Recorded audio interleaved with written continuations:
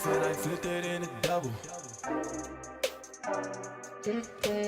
Started out with half and I flipped it in a double.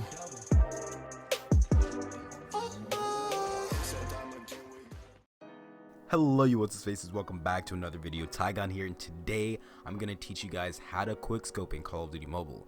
Now I know I've actually made lots of videos on how to snipe, but quickscoping is slightly different. I'm going to get into that. I'm going to completely focus on that, so for anyone that's a beginner or even a novice, if you want to learn how to actually go ahead and play like with a sniper and quickscope, this is what I'm going to show you in this video.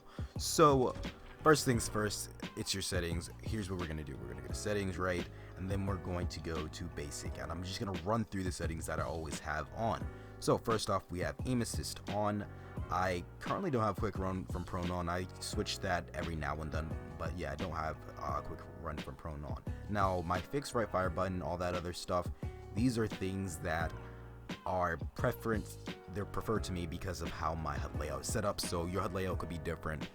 I'm not necessarily going into the HUD layout, I'm just showing you guys about the sensitivity and the settings I have. But do remember that you do need to most likely have a second fire button, so have the display left fire button on, because even if you're using the scope in and shoot or the ADS button where it automatically scopes in and shoots for you, you're going to need to be able to hit fire in certain situations if you have a sniper. So go ahead and make sure this is clicked. You want to have the left fire button displayed. So there you guys go. And the next thing we're going to do is we're going to get into loadout. So the loadout I'm running right now, it's a comp loadout, but it works pretty well, and is what I even use to rank. So I have the suppressor along with FMJ and sniper stock. Now the reason why I don't have fast mag on is because 9 times out of 10 I've noticed that fast mag is not really going to help you, because as long as you have good positioning and you're in the right spot at the right time, the difference that the ability to reload faster, that slightly faster, makes is really not that big. So if you're a sniper, you know that you have to go to a certain place to go ahead and reload, because it's going to take longer than other people. You're just gonna have to reload longer, so that extra second or so, it's nice, but it's not worth not having a suppressor or an FMJ. Now getting to my suppressor and FMJ, what I want to tell you guys about this is I've tested some stuff, and there's really no difference between having a suppressor on and not having a suppressor on. The DLQ-33 is just as unreliable, and you can get freaking hit markers with head or even neck shots with it sometimes. So if any of you guys were wondering about me having suppressor, that's why. And I love using it because, as I said, the DL is unreliable, so if I miss a shot, I can go back and get another one without the person being able to realize as fast. So here's the next part of this. The DLQ3 is what I want you guys to use to start off with quickscoping in COD Mobile, because it's bad compared to the Arctic. When you play with a worse weapon, you're going to have to really use your positioning to know where to be at all times. So by using a worse weapon, you're actually going to be able to get better. Then go over to the Arctic, but just really use the DL to actually be able to just have really good positioning and better game sense. So that's the loadout I'm running right now. You can have a secondary. I just have the Ice Shattered Axe currently. Now you really do need agile. I mean, other people have flak jacket, lightweight, and all that other stuff, but for me, I feel like the best thing that you need for quickscoping is agile. It's just gonna allow you to lift up your weapon 85% faster after sprinting, and that is very necessary. So that is why I have agile on. Now the next thing I have on is toughness, right? And it's just going to reduce your flinch. Now this is especially good if you're hard scoping someone and you're getting shot, you're just not going to flinch as much. Now ghost and all those other things are really good. So if you're pretty good at staying on target, I wouldn't necessarily say, but toughness, just go with something like ghost, hardwired, or cold-blooded. Now the reason why I have toughness on is because I am a comp player, so that is why I keep it on, and I also like it. Kind of helps my accuracy just a little bit. Now the next thing, the very last thing we have, is just dead silence, and you really can't go wrong with it. Everything else is good, but dead silence, you're not a storming elephant when you walk around. But that is basically the gist of the setup. Now for nades, the only thing I would really say you need to have is a trophy system. Now for your lethal, you can get a trip mine, but it's not really mandatory. But that's the thing I want you guys to emulate. You don't have to have it exactly, but that's what I want you guys to emulate. Now we're gonna go ahead, get into a private match, and I'm gonna show you step by step how I actually snipe. What you want to do at all times when you're running or just have a sniper in general is make sure you're putting your crosshair in the most likely place. The forward lines, you need to make sure your enemy's in those lines before you even think about going ahead and sniping. Now, the worst thing you can do if you're a beginner quickscoper is basically going ahead and trying to flick shot, because flick shotting is very hard, and even the best, I would say you're probably only going to hit that maybe 70% of the time. It takes so much muscle memory, so much game sense, so that is something you want to put on the back burner. You'll eventually develop it just by playing it, and your mind will naturally do it. But if you do start to see yourself slipping and actually going ahead and flick shotting, go back to just quick scoping. So what you want to do with the quick scope is you're running, make sure to put your crosshair at the most likely place someone's going to be, get them in that crosshair, then scope in, and then fire. But if you have the fire and release, it's going to just go in and then you're going to fire and release. I use this because it's slightly faster, and any millisecond faster is just better. Even if it's not necessarily on the person, you can do drag scoping, which takes your scope and moves it just a little bit.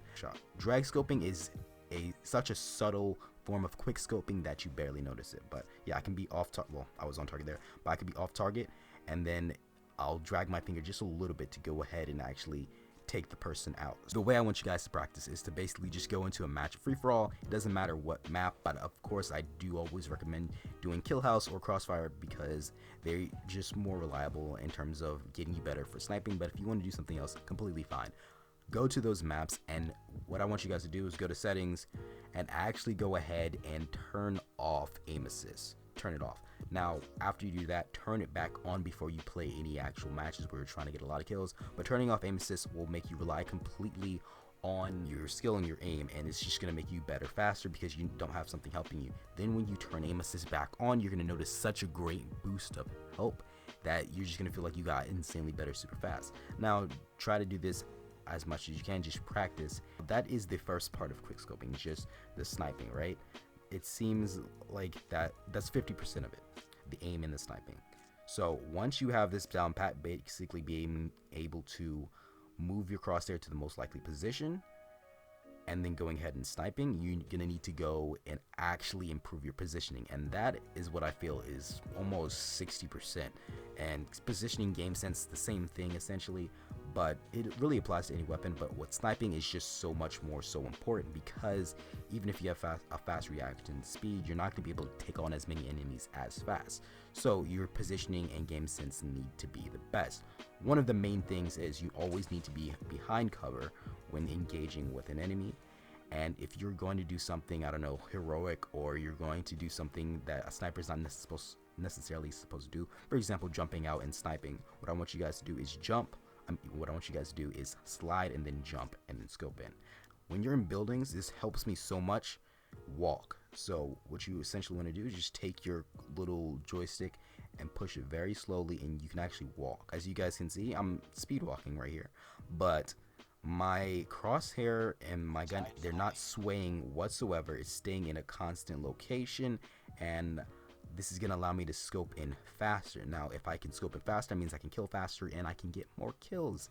And especially in an indoor building, you're going to need as much speed as you can get. With this technique, you can literally even kill MSMC user if you're using the scope and shoot. But that is basically the first part. The next thing is you need to learn the maps. You need to learn what's a good place to snipe. And then on top of that, you need to make sure to not necessarily camp. There's a difference between positioning and actually camping. I know I've said this before, but it really is a difference. You want to be able to move around. In my opinion, the best way to actually practice positioning is to try to go ahead and get nuclears. So go into any domination match and just practice. Once you're able to get nuclears consistently using a sniper, which is hard, you're basically on your way to having great positioning. So, for example, a great place to position yourself on this map is this crate right here. As you guys can see, if all the enemies are over here, by having this crate, I am almost completely covered. From over here on the right side, I can stop any enemies coming from the right side. From the left side, I'm good. And this is, imagine this is a TDM match. From the top, if anyone wants to snipe me, I can just duck down. So I'm essentially covered all places. I can even crouch right here and then shoot. If I'm in here, it's not going to be that good because I can get hit very easily. There's so many places where people can hit me. Now this is a pretty good spot because it has cover, but it's not as good as this spot, which is kind of weird. But even though the spot is not as covered, it still has more cover. You can go step out, get someone there. Your teammates most likely are going to be over there, and behind you, or even up there. So it's kind of creating an invisible force field of the unlikeliness someone will run here. And if someone does run here, you can go snap on and get them. Also, for example, right here, if you're playing a kill house match and you're doing free fall, your body is completely blocked, like the lower half of your body, so you're gonna be able to get more kills. It's all about positioning and being in the right place in the right time, and the only way you can do this is just practice. I can explain to you guys so many different spots, but the best way for you guys to learn this and for it to actually stick is for you to go ahead and actually play the game. And the best way to do that is just going to domination matches, team death matches even, and trying to get nuclears. Make sure you move to the right place, but also keep it moving. I would say after your 5th kill, you want to go ahead and move if you're like holding down an area.